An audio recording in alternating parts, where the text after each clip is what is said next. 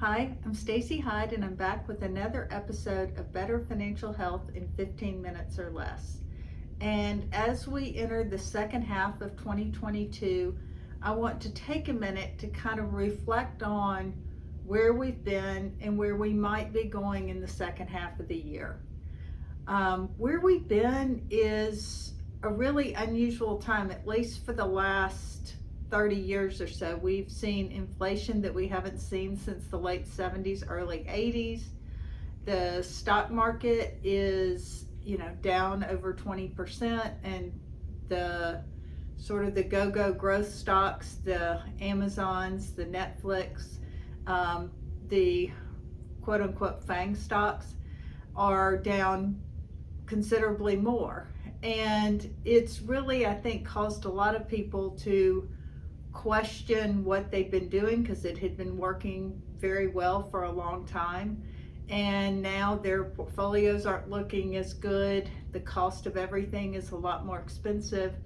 But there's a sort of a strange thing going on when you look at the underlying economic fundamentals. You see that job postings are still very high. There are plenty of jobs for people looking for them, and then existing employers are giving their people pay raises that maybe were on pause during the pandemic. And so while we have this inflation and we have this negative with the stock market being down and a lot of talk about recession, we're not seeing employers behave as though this recession is coming. They're still hiring, they're giving their people's raises, they understand how important their people are.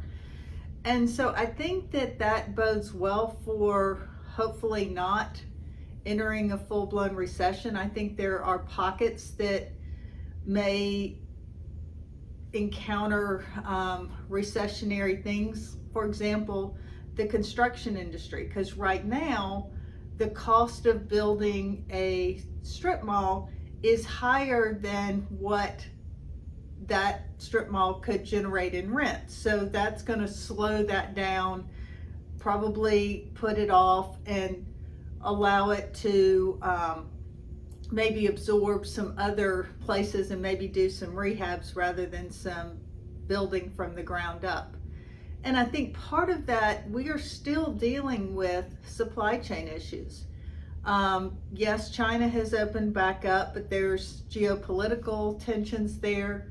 The war with Russia and Ukraine has caused some issues with supply chain, and we're still seeing that in the US. So we're still having trouble getting some of the ingredients and basic stuff that we need for both cars and computers and things of that nature. So I think that higher inflation and consumers getting kind of nervous about the stock market is slowing consumer demand, and that's going to allow time for the supply chain to catch up. And my hope is that then we'll see the stock market recover and things will get back to good again. When do we think that'll happen? Probably not until well into late third quarter, early fourth quarter. Partly because there is still, even with all the disruptions in air travel, a lot of people on vacation, and stock markets tend to be more volatile in the summer because there's not as much buying and selling. So smaller trades can have a bigger impact when a lot of the traders and people of that nature are on vacation themselves. So it's a continuation of the theme that we've been preaching for a long time. Definitely put some money in the bank. A high yield savings account at an online bank or a local credit union will often pay you more interest than one of the bigger banks. And having that will help you weather the storms and give you options. And then definitely keep investing. may not want to check your accounts as much, but you definitely want to keep investing and keep paying attention to what you're doing. And as I tell people all the time, be aware of where you're spending your money. When the price of everything has gone up so much, it may make more sense to eat at home a little more often and look at using some store brands or some alternative grocery stores that might have a little bit lower cost. So while it has not been a great first half of the year economically,